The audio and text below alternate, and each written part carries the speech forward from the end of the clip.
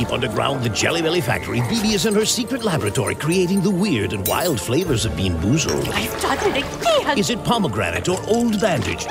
Dare to compare. Bean Boozled, 6th edition. Are you brave enough?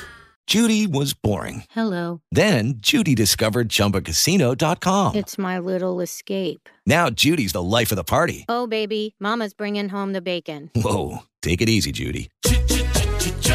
The Chumba life is for everybody. So go to ChumbaCasino.com and play over 100 casino-style games. Join today and play for free for your chance to redeem some serious prizes. ChumbaCasino.com. No purchase necessary. Void where prohibited by law. 18 plus terms and conditions apply. See website for details. Sound off for Chesterfield. Chesterfield, first cigarette in America to give you premium quality in both regular and king size, brings you Dragnet.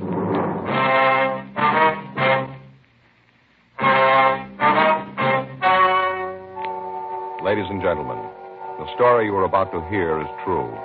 The names have been changed to protect the innocent.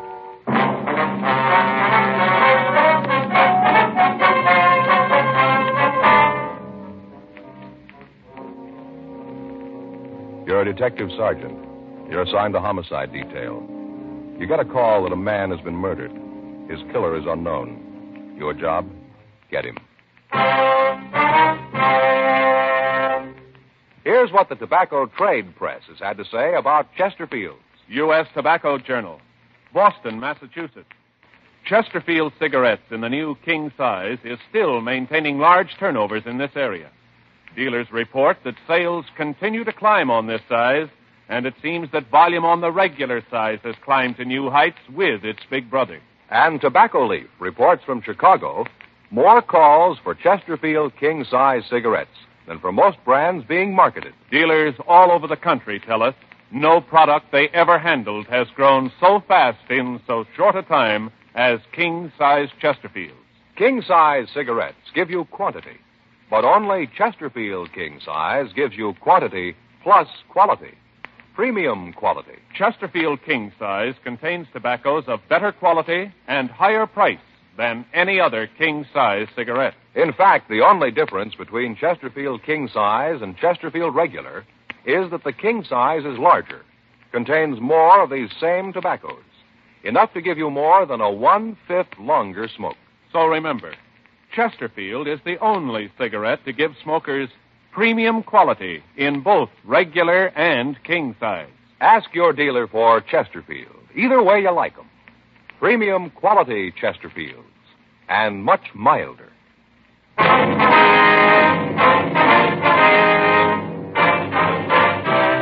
Dragnet, the documented drama of an actual crime. For the next 30 minutes, in cooperation with the Los Angeles Police Department, you will travel step by step on the side of the law through an actual case transcribed from official police files. From beginning to end, from crime to punishment, Dragnet is the story of your police force in action. It was Saturday, May 12th. It was warm in Los Angeles. We were working the day watch out of homicide detail. My partner's Frank Smith. The boss is Captain Lorman. My name's Friday. It was 8:04 a.m. when I got to room 42. Homicide. That's you, Joe? Yeah, I'm sorry I'm late, Frank. I got held up in traffic. Okay, no problem. I'll sure be glad when they get that freeway finished, won't you? Around the end of the pass this time of the morning, you can't go more than 10 miles an hour. Yeah, cars really climb up around Franklin. Mm-hmm. Oh, boy, when we get through tonight, I'm going to go straight to bed. I might not even stop to eat. All right, what's the matter? Have trouble getting to sleep last night? Well, I wouldn't have had any trouble if I'd had the chance to do it. What do you mean? I don't get it. My brother-in-law. Oh, what do you have to do with it? A couple of weeks ago, he sent away for one of those courses in hypnotism at home. Uh-huh. Book got to the house yesterday right away. He's got a new career, going to go into the hypnotism business. All right. Yeah. Book tells how if you do it right, you can have full control over people, make them do things you want, all that stuff. Mm-hmm. Right away, he's got to practice on somebody. We just finished dinner, and I was all settled down to watch television. He comes in with this little book, a little bitty mirror and a candle, and the first thing he lights the candle and tells me to look at it. Concentrate, you know. Yeah. I told him to go take a run and jump, and right away Faye joins in and says I don't want him to get ahead. And I said something about the fact that he could use one, and then it started. Ends up with me sitting there and him trying to control my will. Well, did it work? I don't know. Waved his hands in front of me and flashed the mirror in my eyes, and I fell asleep. Yeah. And right away wakes me up, wants to know how it felt. what it was like when he put me under. I told him he didn't, and I just went to sleep, so he kept trying to use with this book called Post-Hypnotic Suggestion. You know, when I'm asleep, he says something I'm supposed to do when I wake up. Oh, yeah. And he woke me up and waited for me to do it. And what do you want you to do? I never found out. He just sat there and looked at me. Every time I'd doze off, he'd wake me up so I could do whatever it was he suggested. And around 1:30 this morning, he gave up. He said the book wasn't any good and he was going to get his money back. All the time, Faye's sitting there just watching, miserable. If I'd known what it was he wanted me to do, I'd have done it to get him off my back. Never did find out what it was. No. This morning, wouldn't even say hello. Figured I wasn't cooperating, I guess. I get it. Homicide, Friday. Yes, ma'am. Yes, ma'am, it is. Mm-hmm. Yes, well, what was that address again? Yes, ma'am, we'll be right out. Something for us? Yeah, a woman out on Burn Street, 6425, says her son's been murdered. Frank and I drove out to the house. It was a typical residential neighborhood. When we got there, a crowd had gathered around the front of the house. A radio car had arrived, and the officers had gotten the people back from the lawn and the entrance of the house. We went in and met the woman who had placed the call, a Mrs. Edith Curtis. She was a woman in her late 40s with graying hair. As we talked to her, she kept wringing a handkerchief in her hand. Jeff was cleaning the gun. Middle of the week, he looked at it and said that it needed cleaning. He's always home on Saturday, so this morning he said he might as well get at it. After breakfast, he got out all the things he uses, put them on the table in there, and started to clean the gun. I was in the bedroom tidying up the place. I heard these loud voices and then a shot. I went to the living room, and I saw this man standing there. As soon as he saw me, he turned around and ran for the door. I yelled at him, but he didn't stop. What'd you do then, ma'am? I went over to Jeff. He was just lying there, still and quiet. I could see where he'd been shot. I knew he was dead, and then I called you. Before you got here, the other men, the ones in the car, got here. But it was too late. My boy was dead. Terrible. Just terrible. Yes, ma'am. I'll go see if my partner's finished with the call, Mrs. Curtis. Would you like us to call your family doctor? No. Very kind of you, but I'll be all right. This house has been full of tragedy. The last couple of years, nothing but sadness. I'm used to it. I guess the good Lord makes you used to it. If he didn't, I don't think a mother could go on. Ma'am? My youngest daughter, Alice. 2 years ago, this next month, the 24th, she killed herself, Sergeant. It almost killed me, too, losing her. Yes, ma'am. That's why I say I'm used to it. I got to the point after Alice was dead where I couldn't see any reason for going on. Then I figured that the good Lord must have wanted it this way. And I wasn't the one to say it was wrong. Alice was going to have enough trouble as it was. I don't think I understand. Suicide, Sergeant. The one unforgivable sin. Yes, ma'am. Okay, Joe. I called them. Checked with the fellows in the car. They're looking around the neighborhood. Miss Curtis, Yes, I wonder if you could give us a description of the man you saw. We'd like to get out a call on him. of course. I saw him pretty good, just standing there looking at me. Well, how old a man would you say he was? Maybe 35 or 40. Not any older than that, I'm sure. Mm-hmm. How tall would you say he was? Taller than you. About how much taller? Oh, maybe a couple of inches. Well, I think I'm about 6'1" or 2. Is that right? Yes, I think that's pretty close. About his weight. How heavy do you think he was? I'm not very good at that. I guess about 180, around there. Uh-huh. What about his clothes? What was he wearing? Could you remember? He had on one of those blue denim outfits, you know, the trousers and the jacket, light blue. Mm-hmm. Then the coat had that dark blue trim knitted around the bottom and collar. Had on a white shirt, no tie. And a pair of those shoes with the real thick soles, that rubber. Mm-hmm. Anything unusual about him? I don't think I know what you mean. Or did he have any marks or scars? Anything that might make it easier for us to identify him? No, not that I could see. But you won't have any trouble identifying him. I'll tell you if you have the right one or not. Did he have a car? Would you know that? I don't think so. I didn't see one. All right, thank you, ma'am. Mm-hmm. I'll call us in right away, Joe. Get out the local and APB. Yeah. Miss Curtis, Yes. could you tell us exactly what time the shooting took place? Not exactly, but I'd say about 7:45. Uh-huh. Did this man say anything to you? No, not a word. You never saw him before, maybe around the neighborhood, the stores, in the street someplace? No, I never saw him. I know that. But if I see him again, I'll know him. All right, ma'am. I'll be right back, Joe. Okay. I hope you won't take offense, ma'am. What's that, Sergeant? Well, you don't seem too greatly concerned about your son's death here. I thought I'd explain that to you. I told you that I have to figure that it's the Lord's will. Mm-hmm. I might as well tell you, Sergeant. You'll probably find out anyway. What's that, ma'am? Well, Jeff and I had a few arguments. Nothing serious, but we did have words. I beg your pardon, ma'am? Well, I told you that my daughter took her own life. Oh, yeah. She lived with us here in this house. I thought it was a happy home. I found out it wasn't. I found out too well. Mm-hmm. You see, Alice, that's my daughter. Yes, ma'am. Well, she was going to marry. She'd met a young man who worked in an aircraft factory. She seemed to think he was very nice. I couldn't see much in him. I told her so. We had quite a few rows about it, once when he was here. Mm-hmm. On that night, the row, Alice's young man left, made quite a fuss about my trying to run the children's lives. Told Alice that he'd marry her right away that night. But when they were married, he didn't want to have anything to do with Jeff or me. Well, did Jeff take any part in this quarrel? No, my yes. Finally, the young man stormed out of the house. Alice was in tears, just seemed to go to pieces. That night, she took an overdose of sleeping pills. I'll never forget when I called her for breakfast. Terrible. That's not doing any good. I'm sorry, Sergeant. That's quite all right, ma'am. Now, you said you and your son had several arguments. Was it about this engagement thing? Yes, after Alice's funeral. Jeff seemed to sulk around the house. Then at night he'd go out and drink quite a bit. He seemed to think that I'd caused Alice to do away with herself. I tried to tell him that I didn't, that I was just as sorry as he was. I told him how badly I felt, but it didn't seem to do any good. Well, have you heard from Alice's fiancé since that night? He was at the funeral. Well, what's his name, Mrs. Curtis? Dudley.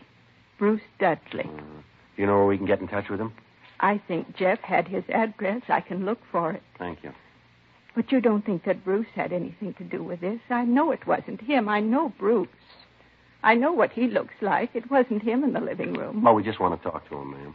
Of course, he might have hired someone else. No, I'm sure Bruce had nothing to do with it. Even with what he did say. Ma'am? That night, when they had the fight, Jeff told him that if he didn't get out, he'd throw him out. Mm-hmm. When he left, Bruce said that someday our meddling in other people's lives was going to backfire, that it might take some time, but that we'd be repaid. And that look in his eyes when he went through the door, Sergeant, yeah. Maybe he did do it. He looked mad enough to kill us both. 9:12 a.m. The coroner arrived and removed the body. The men from the crime lab crew went over the place. A complete set of pictures was taken before the body was removed. Leighton Prince went over the rifle on the table and the cleaning apparatus. Frank and I noticed that the tablecloth on the living room table had been on the floor when we got to the house. Mrs. Curtis had told us that her son had grabbed it as he fell to the floor. We talked with the neighbors. One of them, a Mrs. Alvin Kemper, said that she had been watering the lawn between 7:30 and 8 a.m., but that she had seen no one enter or leave the Curtis house. She told us that she had heard frequent and loud arguments between Mrs. Curtis and her son. Frank and I drove out to the address of Bruce Dudley. It was a modern one-room apartment on Riverside Drive in the San Fernando Valley. We rang the buzzer a second time and waited. Looks like he's not in. Oh, what time you got? 12:17. He's probably gone out. Come on, we can check the manager. Yeah? Oh, Mr. Dudley? Yeah, what do you want? Well, police officers would like to talk to you. Okay, come on in. Just got up, out late last night. I don't feel at all well. I'll move those clothes and sit down. I'm going to put a pot of coffee on. Oh, I feel like a troop of midgets ran barefoot over my tongue. Yes, sir. Go right ahead. What do you want to see me about? You know a Jeff Curtis? Yeah, I know him. Hey, what'd you say your names were? Well, my name's Friday. This is my partner, Frank Smith. You got any badge? Something to prove that you're cops? Yes, sir. Here's my ID. Uh-huh. Sergeant Joseph Friday. Okay. Now, what's this about Jeff? He's dead, Mr. Dudley. Dead? Yes, sir. How'd it happen? Accident? Well, we're not sure. He didn't kill himself, did he? Why do you ask that? I just thought he might have. Sister killed herself. Thought he might have done the same thing. Do you know of any reason that he'd do something like that? Oh, no, not that I could name. I understand you and Mr. Curtis didn't get along too well. We got along all right. Oh, when Alice and I split up, there were some words, nothing serious. Well, the way we got it, you were pretty sore at him. Yeah? Yeah, I understand that you and he had quite an argument. He was ready to throw you out of the house. You've been talking to his mother. She's been throwing lies around again. Well, is it true? Did you and Curtis have an argument? Yeah, I got nothing to hide. You been out of the house this morning? No, why? Have any way of proving you were here all morning?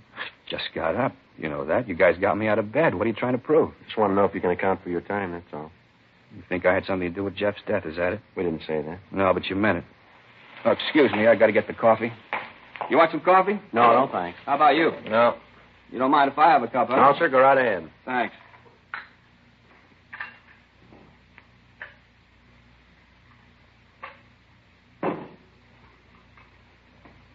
Let's face it. You guys really think I had anything to do with what happened to Jeff? We're not paid to say what we think. We try to get the facts. Yeah.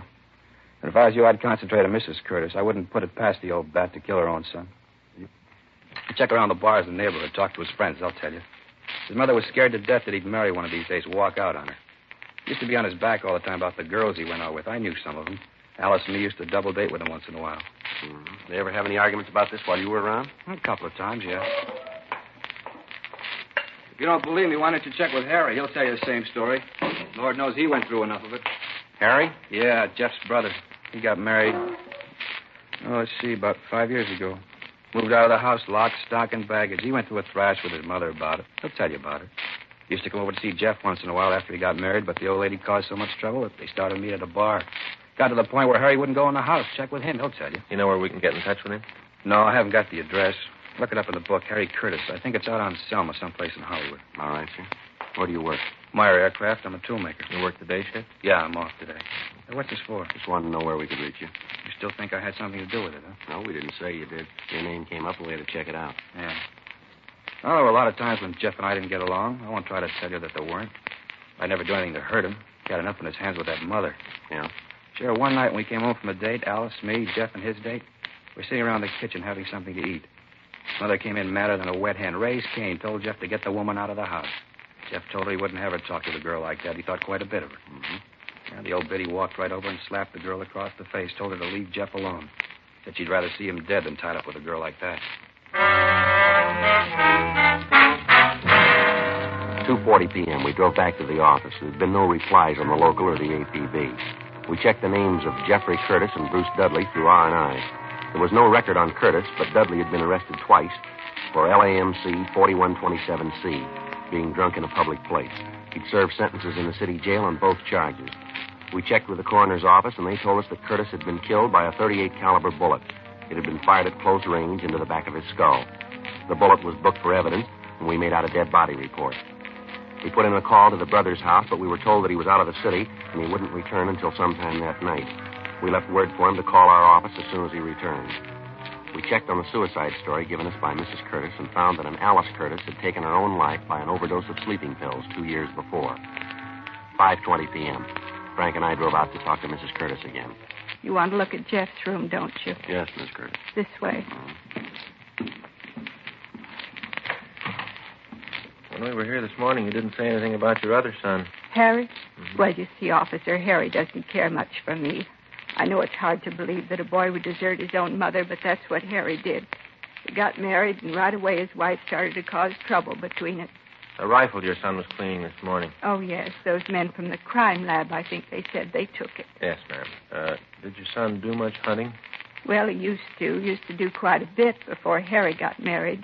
They used to be great pals. Mm-hmm. Mother couldn't ask for a better pair of sons. And when Harry left home, Jeff sort of gave it up.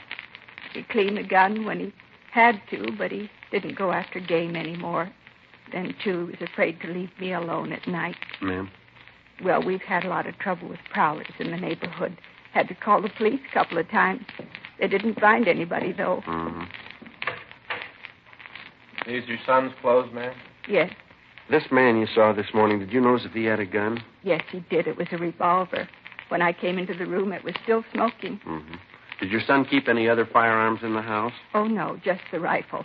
I wouldn't have any other guns in the place. I don't like them. Mm-hmm. You had any call to go up in the attic lately, Mrs. Curtis? What? The attic, ma'am. Have either you or your son had any reason to go up there? No, I don't think we've been up there since we moved. Could I get you officers a cup of coffee or anything? I've got some nice fresh cake. Like a slice of that? No, ma'am. Thanks just the same. Oh? Yeah. Look at here.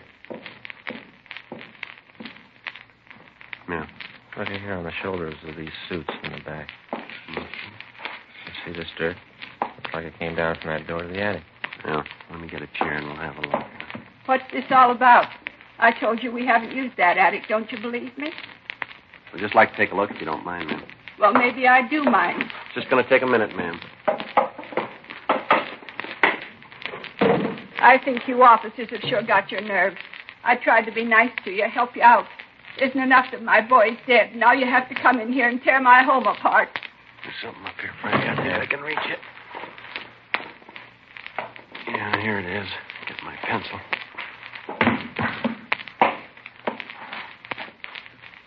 You ever seen this, Mrs. Curtis? No. I haven't got any idea how that gun got there. Doesn't belong to us. What do you think, Joe? I don't know. 38 caliber.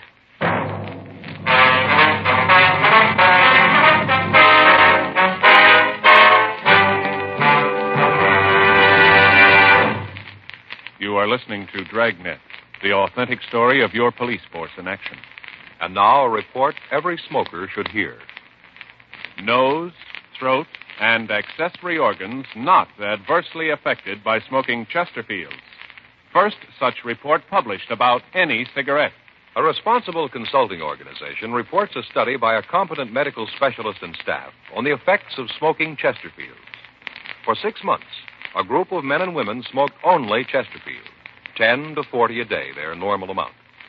45% of the group have smoked Chesterfields from 1 to 30 years, for an average of 10 years each.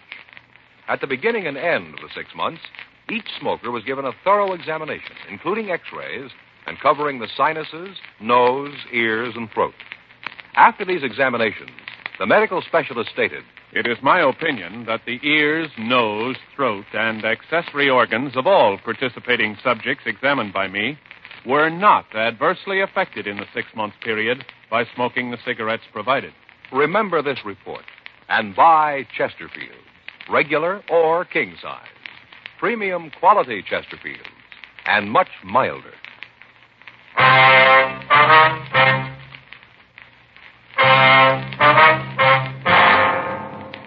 We took the gun back to the city hall. It was checked for fingerprints, but none were found.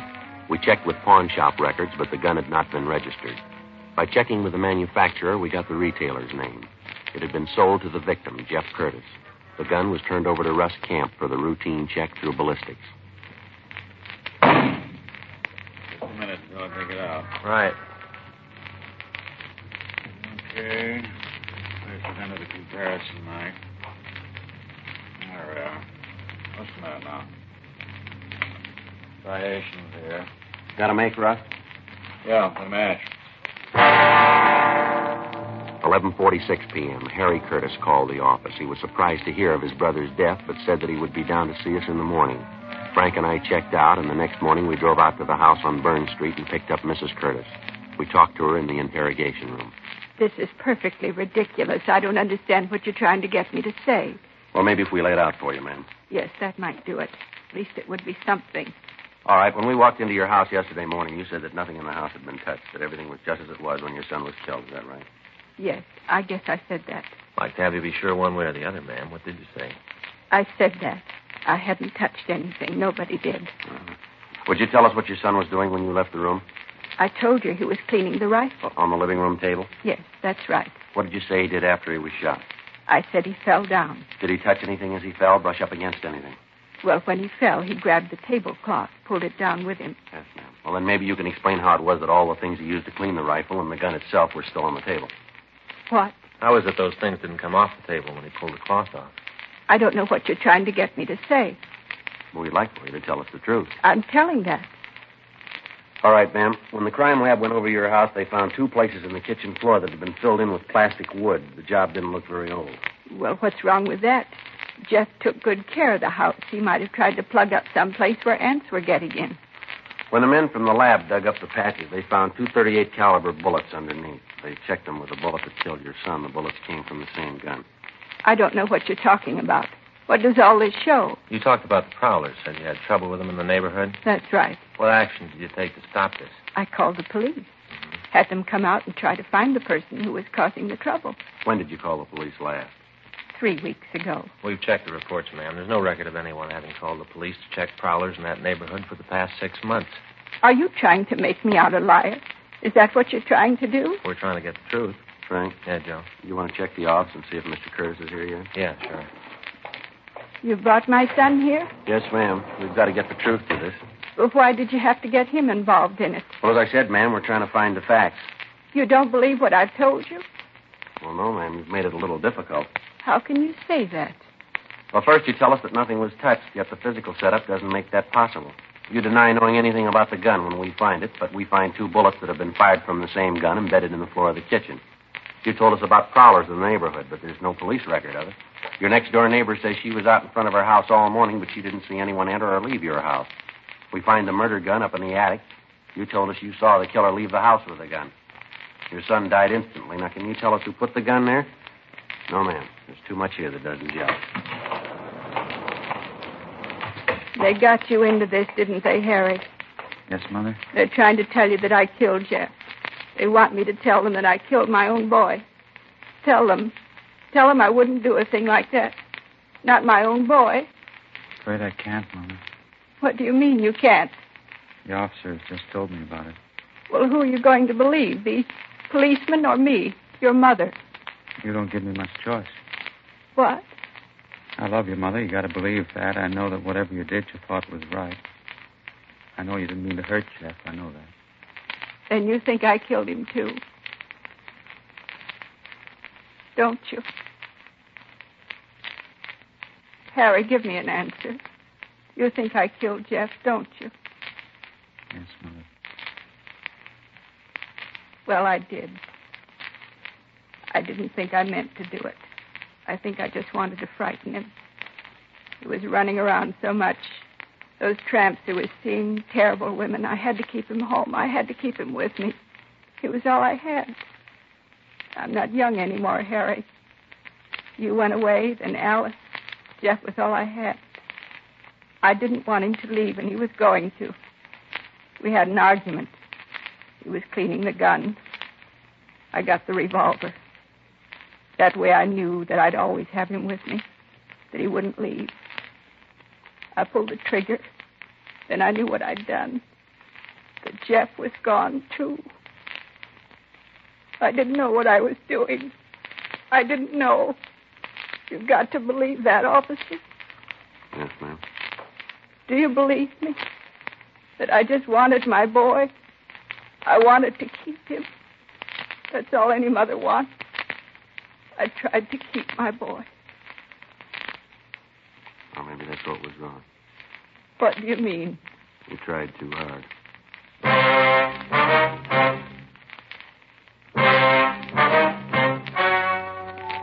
The story you have just heard was true. The names were changed to protect the innocent. On September 4th, trial was held in Department 87, Superior Court of the State of California, in and for the County of Los Angeles. In a moment, the results of that trial. Now, here is our star, Jack Webb. Each of our Dragnet case histories is based entirely on facts taken from authentic police files, and everything we tell you about Chesterfield is based on facts, too. Chesterfield, for example, was the first to name its ingredients. Chesterfield tells you what it's made of, because you should know what gives you the best possible smoke. Now, that brings me to the report that George Fenneman and Hal Gibney read earlier. That, too, is based entirely on facts. Nose, throat, and accessory organs not adversely affected by smoking Chesterfield. First such report ever published about any cigarette. Remember this the next time you buy cigarettes and ask for Chesterfield. Regular or king size, premium quality Chesterfield gives you the best possible smoke.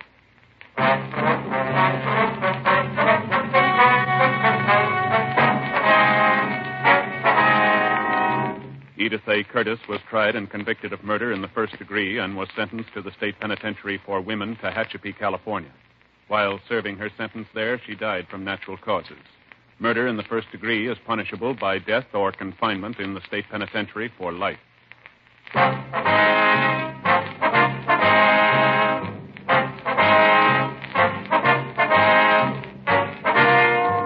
You have just heard Dragnet, a series of authentic cases from official files. Technical advice comes from the Office of Chief of Police W.H. Parker, Los Angeles Police Department.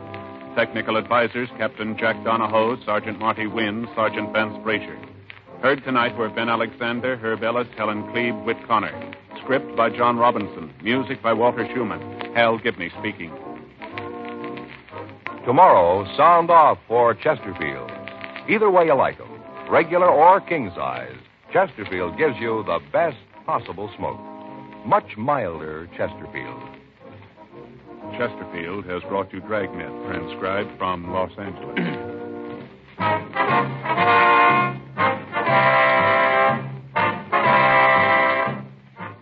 This is NBC, the national broadcasting company.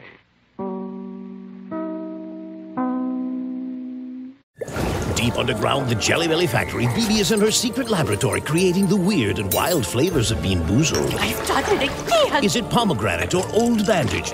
Dare to compare. Bean Boozled, 6th edition. Are you brave enough? Judy was boring. Hello. Then Judy discovered ChumbaCasino.com. It's my little escape. Now Judy's the life of the party. Oh, baby, mama's bringing home the bacon. Whoa, take it easy, Judy. The Chumba life is for everybody. So go to ChumbaCasino.com and play over 100 casino-style games. Join today and play for free for your chance to redeem some serious prizes. ChumbaCasino.com. No purchase necessary. Void where prohibited by law. 18+ terms and conditions apply. See website for details.